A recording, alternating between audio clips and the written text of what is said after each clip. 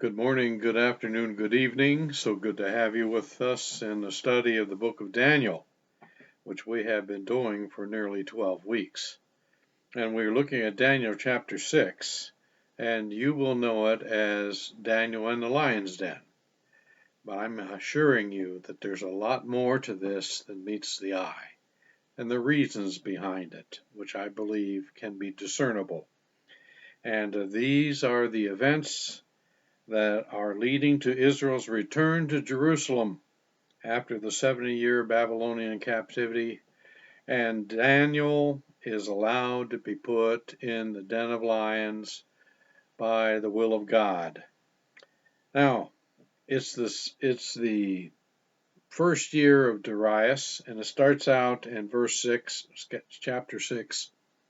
It seemed good to Darius to appoint 120 satraps over the kingdom, that they would be in charge of the whole kingdom, and after them and over them 3 commissioners, of whom Daniel was one. Remember, they found Daniel after they attacked Babylon. They drained the river up, diverted the river up above Babylon, and it went down during the night quite a bit and allowed them to go under the gate and into Babylon without even a battle. Meanwhile, Daniel was interpreting Mene Tekel Upharsin on the wall, and he was promoted to the 3rd position in the kingdom, given a purple robe, having a gold chain around his neck. 3rd position of the kingdom. And then in come the Babylonians, and they say, "Who in the world are you? And you look distinguished, and you're well dressed, and so what's going on here?" And he points to the wall, perhaps, and says, "Look at that, Mene Tekel Upharsin, that was just put up by an unseen hand, no body to it, just a hand. And God gave me the interpretation, and I knew you were coming." Well, somehow or another, that matriculated into them trusting Daniel and allowing him to be one of these 3 commissioners. And lo and behold, after a period of unknown time, he distinguishes himself so profoundly that Darius is deciding to make him over everybody. He's so trusted and so extraordinary. It says in verse 3, "Then this Daniel began distinguishing himself among the commissioners." I wonder how long that took. I don't know. And satraps, because he possessed an extraordinary spirit. And the king planned to appoint him over the entire kingdom. Well, I tell you, these people were so jealous of him, and they tried to find some way in which they could blame him, some negligence, some form of incompetence, some bit of corruption. But Daniel was squeaky clean. He never did anything wrong. He was diligent as his tasks and honest as the day is long. And so it says here in verse 4, "Then the commissioners and the satraps began trying to find a ground of accusation against Daniel in regard to government affairs, but they could find no ground of accusation or evidence of corruption, inasmuch as he was faithful, and no negligence or corruption was to be found in him." Kind of reminds me of House of Representatives Speaker Mike Johnson, and they finally voted on him. And the reason why they put him into office was that he had an extraordinary spirit upon him. He didn't have any enemies. He was kind and gracious, did his tasks, was diligent, and so they put him in there. And you know what? They're trying to dirty him up, trying to find something on him. And just like Daniel, the only thing that they could find was that he was quite religious. Well, my friends, I shared that with you not so much as to raise up Mike Johnson, as so much to help you understand, perhaps in a parallel, about Daniel. And so they said to themselves, Here in verse 5, then these men said, we will not find any ground of accusation against this Daniel, unless we find it against him with regard to the law of his God. So these satraps, they set a trap, and they get the king flattered and say, you should outlaw anybody worshiping anybody but you and adoring you for the first 30 days. And so he did that, and of course they had a rule, the law of the Medes and the Persians. And the law was above even the kings. Once they made a decree, as well thought out as they could make it, then they had to abide by it. They couldn't go against it. It was called the law of the Medes and the Persians. And so this was put into place. And you know what Daniel did? It says in verse 10. Now when Daniel knew that the document was signed, he entered his house. Now in his roof chamber he had windows open toward Jerusalem, and he continued kneeling on his knees 3 times a day, praying and giving thanks before his God, as he had been doing previously. Well, they ratted him out, said, see, he hasn't been obeying your law of the Medes and the Persians, and according to your law is to be thrown into the lion's den or executed somehow. And Darius didn't want to do it, but the law was above him, and he had trapped himself with this, and now Daniel had to pay the price for his vanity. And he tried to find a way to keep Daniel out of the lion's den up until the very last minute, and he couldn't. And so they were taking Daniel and about to put him in there, and it says, then the king gave orders, and Daniel was brought in and cast into the lion's den. The king spoke and said to Daniel, your God, whom you constantly serve, will himself deliver you. I wonder how much he believed that. Now, was God putting Daniel into the lion's den because he wanted to show Daniel that he should have faith in him, that his faith wasn't strong enough, or that in some way or another he wanted to get a little extra starch in Daniel? No, this wasn't about Daniel. This was about Darius, and this was about the new set of people coming in, and they had to learn who their God, the God of Daniel was, and that he was the main player.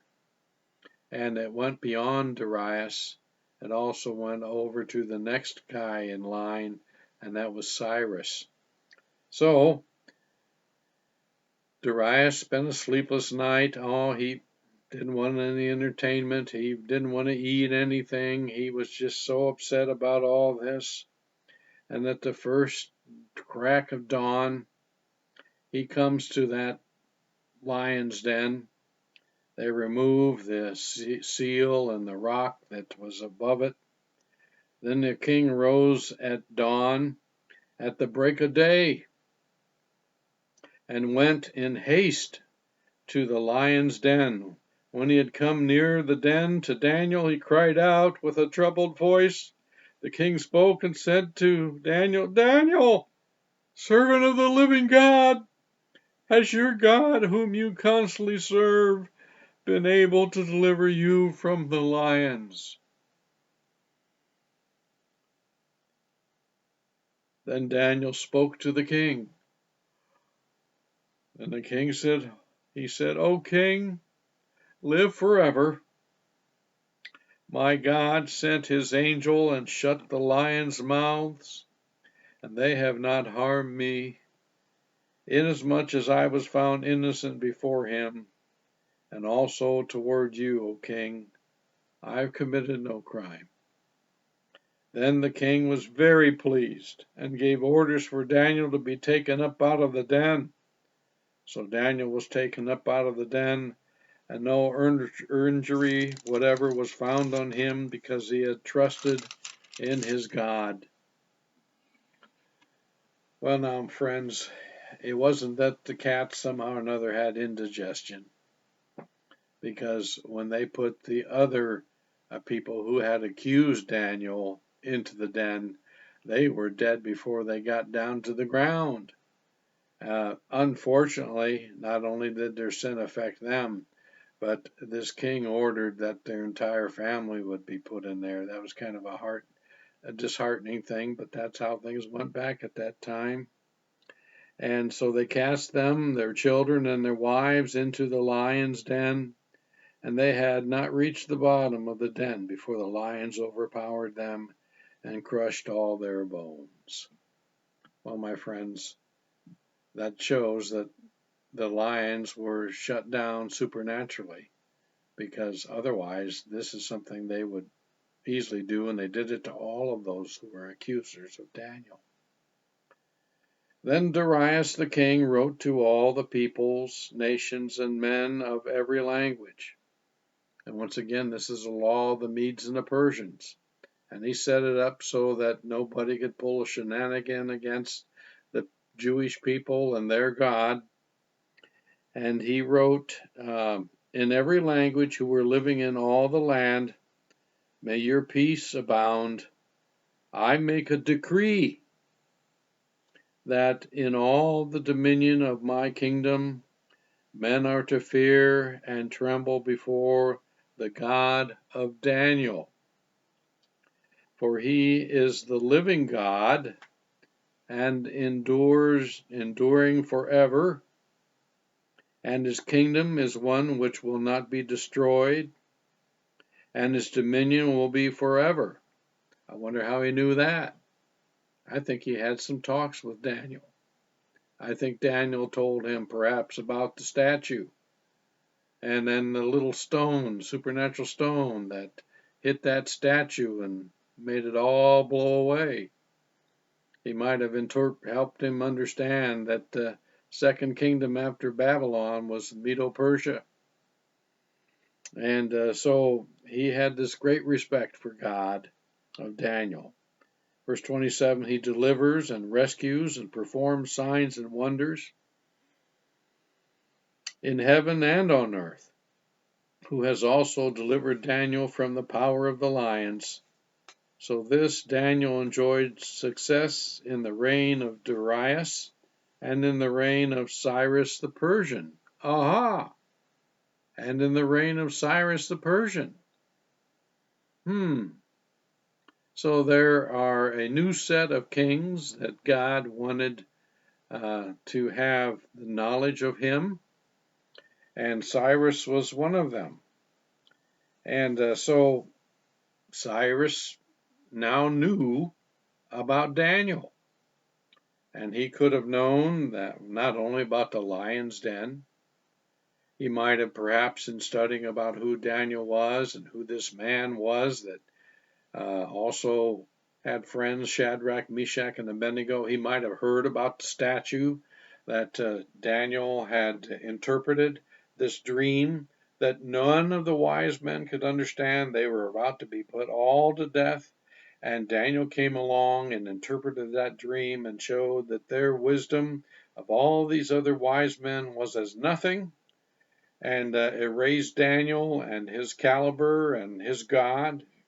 There was that 7 years of madness that Daniel had predicted, and it came true just the way it was. And then there was what the king of Babylon, Nebuchadnezzar, said about God, that he raises up and brings down.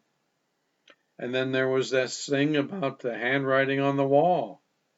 And it could have been that they came that very night and toppled that kingdom, found Daniel, and that handwriting was still on the wall. He could point to it. Mene, mene, tekel, upharsin, and then delivered from the lion's den, for nothing else than being the righteous man that he is. And so they trumped up a charge to try and get him killed. And so now Cyrus wanted to know about what was going on. And Daniel could have very well said, you are the second kingdom in the line of kings that are going to stretch out for perhaps hundreds of years.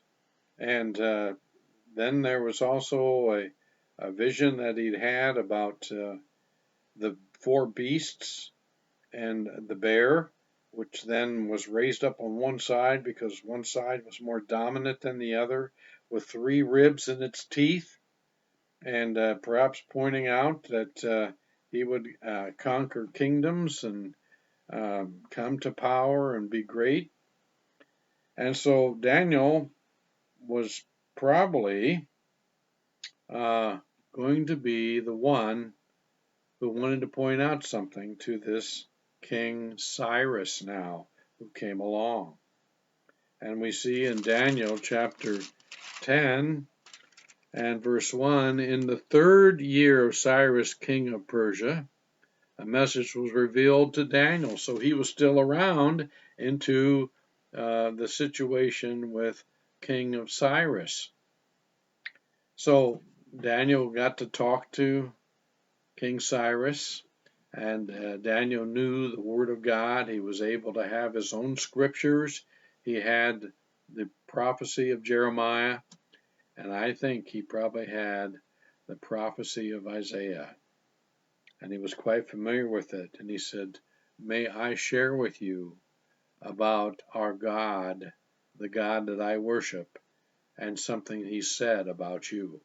Well, I'd be very curious about that. What did he say? And so he got the book of Isaiah.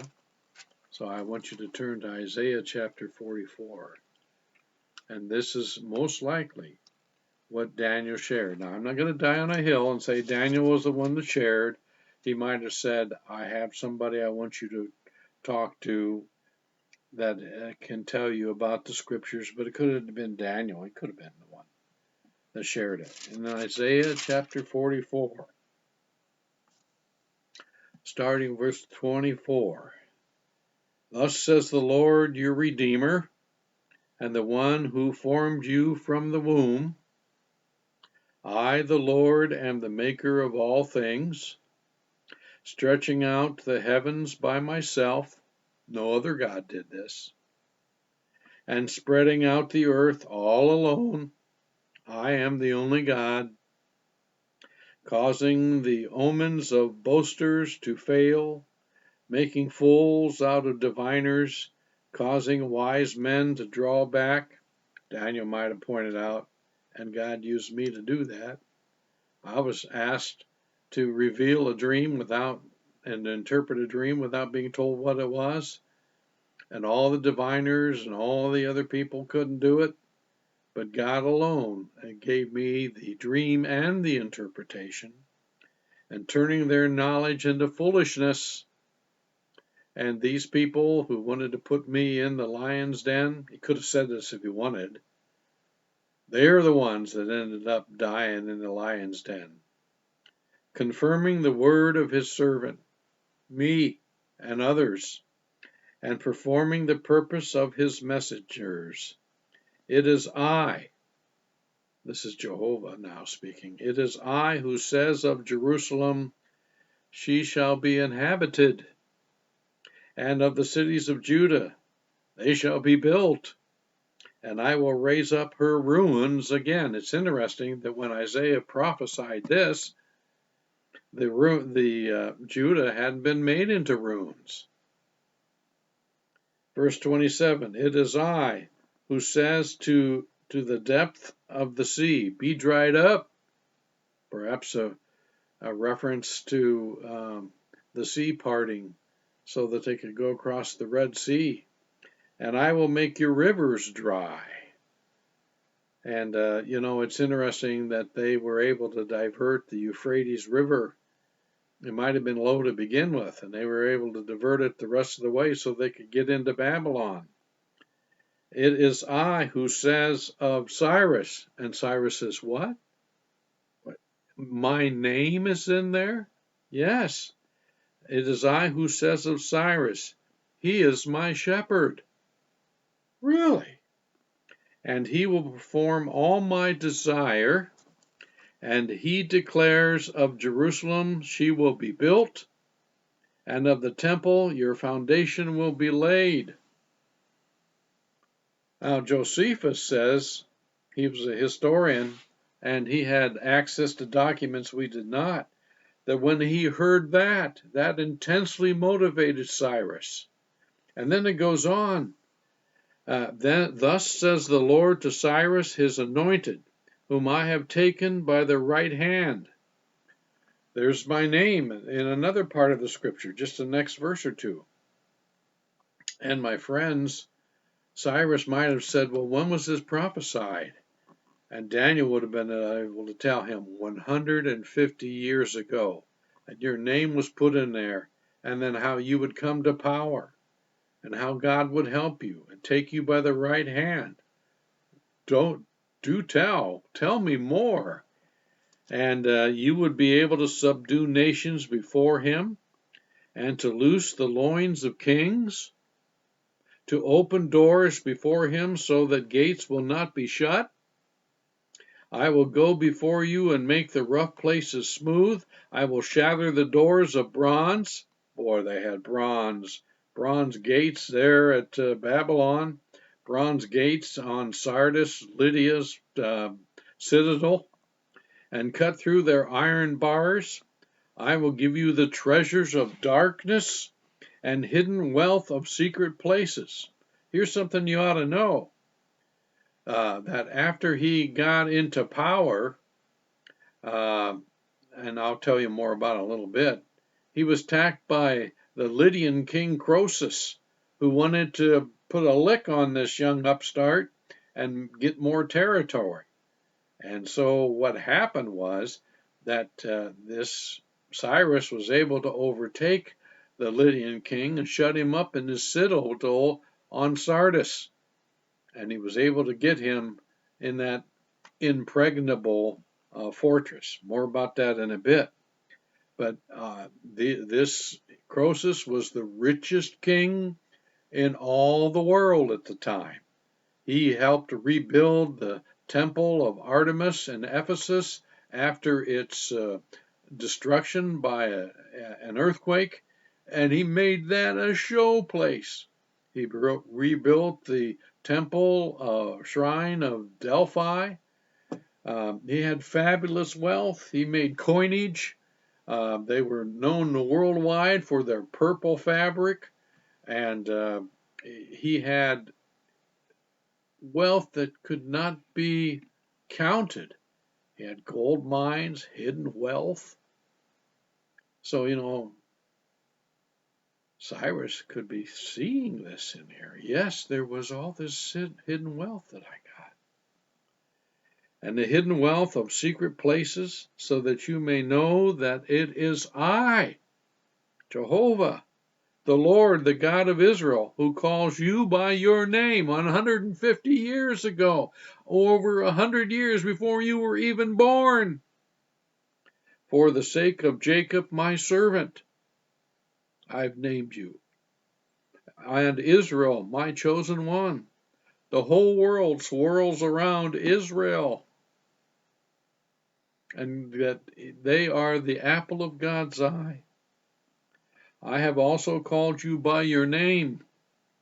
I have given you a title of honor, though you have not known me. I am the Lord, and there is no other. Beside me, there is no God. Don't be polytheistic. I will gird you, though you have not known me. I know you don't believe in me right now, but you will, perhaps, that men may know from the rising to the setting of the sun that there is no one besides me. I am the Lord, and there is no other, the one forming light and creating darkness, causing well-pleasing and creating calamity. I am the Lord who does all these things. Well, now, this is what Daniel could have very well shared with Cyrus. In the original language, his name is Koresh, and every time you see the word Cyrus in the Bible, the Hebrew word behind it is Koresh. And, there are many names that, when they're anglicized and brought into English, don't sound exactly the same as what they were in Hebrew or Aramaic or whatever it was. So don't let that throw you. I will want to point out something, that it's very important for us to understand prophecy correctly, and that this was talking about King Cyrus that was about 530 years before Christ. There was a man of the branch Davidian, and he called himself David Koresh, and he used this word right here. And this talks about my shepherd and the anointed one and the one that's going to deliver Israel and all that stuff that goes along with it. And he convinced his people that he was the new Jesus. And they followed him, and there was a very bad, upsetting battle in 1993 in Waco, Texas. And all those people got burned up in a fire, women and children as well, because they were following a man who misunderstood this passage, and they were willing to be uncritical about understanding prophecy. So, God enumerates how he rose to power. And let me tell you a little bit about Cyrus. Well, his father was Cambyses of a small Persian enclave called Elam, and he had married the granddaughter Mandane, or might be Mandane, who was the granddaughter of a Median king named Astyages. Now, Astyages was very cruel, and in the meantime, Cambyses passes away, and their son from Cambyses and Mandane, Cyrus, takes over as a very young man, and he begins to consolidate his kingdom, and then there seems to be a need to do something about this great grandfather of his named Astyages, because he's wicked, he's very cruel, and he's very corrupt. And so he goes about to try and bring him down. And he is so wicked and so cruel and so corrupt that his general, his main general, who was wronged by him, takes his entire army and switches sides over to King Cyrus. And when that is done, it's just a very easy matter of toppling his great-grandfather, who is so cruel and corrupt.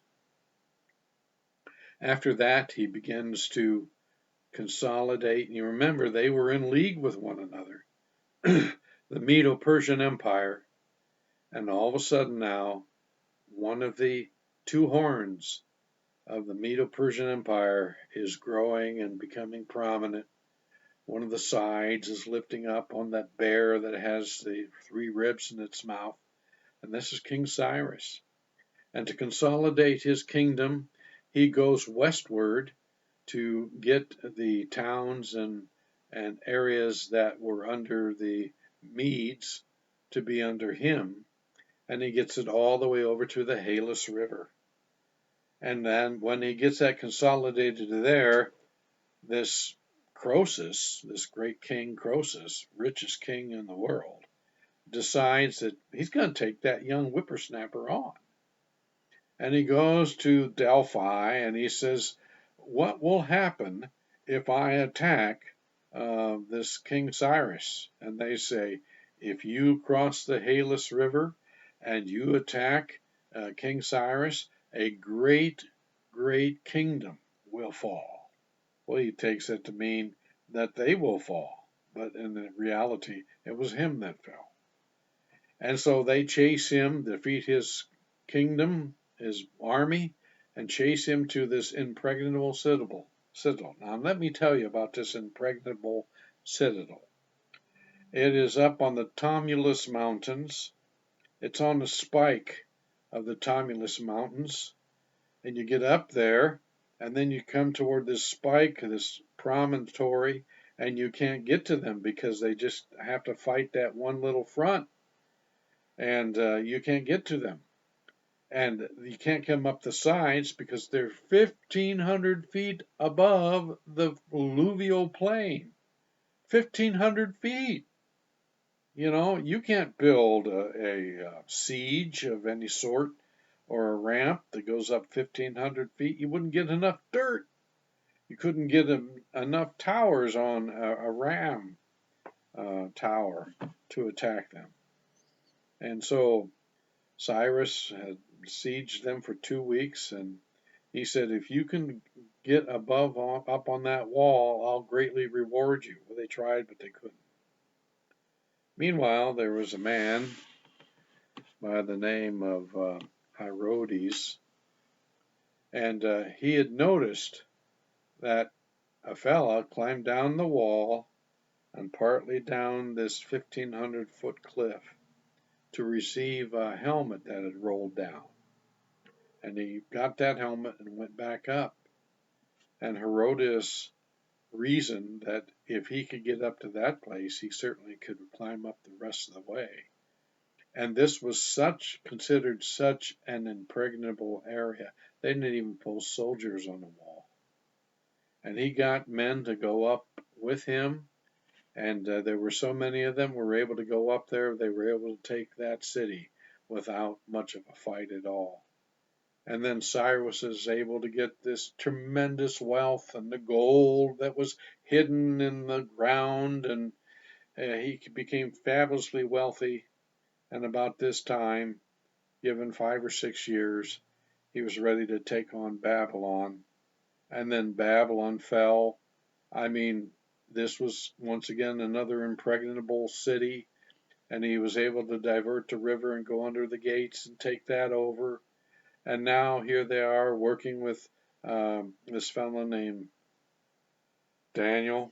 And Daniel says, your name was in the scriptures. And the reason why God has done all this for you is because of what you're going to do for the nation of Israel and allow them to go back. And Josephus says that when he saw that, he had a mind to do it. I think he said, accordingly, when Cyrus read this and admired the divine power, an earnest desire and ambition seized upon him to fulfill what was written. And so he set about cooperating with them. And so when Cyrus sees himself and his name in the Hebrew scriptures, he is impressed at its accuracy. With much enthusiasm, Cyrus encourages their return. And we see about this in Ezra chapter 1. Ezra chapter 1. It says, now in the first year of Cyrus, king of Persia, in order to fulfill the word of the Lord by the mouth of Jeremiah, that they could go back after 70 years, the Lord stirred up the spirit of Cyrus, king of Persia, so that he sent a proclamation throughout all his kingdom, and also put it in writing, saying, thus says Cyrus, king of Persia, the Lord, the God of heaven, has given me all the kingdoms of the earth, and he has appointed me to build him a house in Jerusalem, which is in Judah. I wonder how he got the words just the way that said. I think he had Daniel's help. Whoever there is among you of all his people, may his God be with him. Let him go up to Jerusalem, which is in Judah, and rebuild the house of the Lord, the God of Israel. He is the God who is in Jerusalem. Every survivor at whatever place he may live, let the men of that place support him with silver and gold, with goods and cattle, together with a freewill offering for the house of God which is in heaven. And then to sweeten the pot, it says here in verse 5, not 5, but yes. Then the heads of the fathers of the household of Judah and Benjamin, and the priests and the Levites arose, even everyone whose spirit God had stirred up to go and rebuild the house of the Lord, which is in Jerusalem. I mean, they were saying, wow, look what God is doing, just on time. Just like he said we could go back. And Daniel was used in the lion's den, and him telling them what it says in Isaiah. And God's word is true. And we want to be part of this, and we're going to go back. And all about them encouraged them with articles of silver, with gold, and with goods, with cattle, with valuables, aside from all that was given as a freewill offering. Not everybody felt healthy enough to go. And so they sent them on their way with gifts. And then, here's the pot sweetener, also King Cyrus brought out the articles of the house of the Lord, which Nebuchadnezzar had carried away from Jerusalem and put in the house of his gods. Those were the very vessels that Belshazzar was drinking from when there was the handwriting on the wall. Don't you think that Cyrus probably knew that story too? And verse 8, and Cyrus, king of Persia, had them brought out by the hand of Mithridath, the treasurer, and he counted them out to Sheshbazzar, the prince of Judah. And this was their number, 30 gold dishes, 1,000 silver dishes, 29 duplicates, 30 gold bowls, 410 silver bowls of a second kind, and 1,000 other articles. God is an accountant. All the articles of gold and silver numbered 5,400. Sheshbazzar brought them all with the exiles who went up from Babylon to Jerusalem. So, my friends, this is just amazing. And if you calculate from Ezra and also from Nehemiah, all the people that went up, it was 31,583 people that went to Jerusalem to build the temple again and eventually to establish what was going on as far as the walls. But that was going to come sometime later with another decree that would start the time clock ticking of the 70 weeks of Daniel. So, in the grand scheme of things, Daniel and the lion's den play an important part in facilitating them going back to the land. And it gave Daniel the stature that he needed to talk to Cyrus and show him the prophecy. And Cyrus had a mind to let them go back.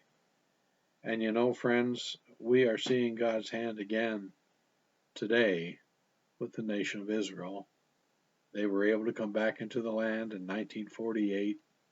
They're being attacked on every side and can yet defend themselves, have incredible battle wins, and it appears God is setting the table again, but this time for the rapture and his second coming.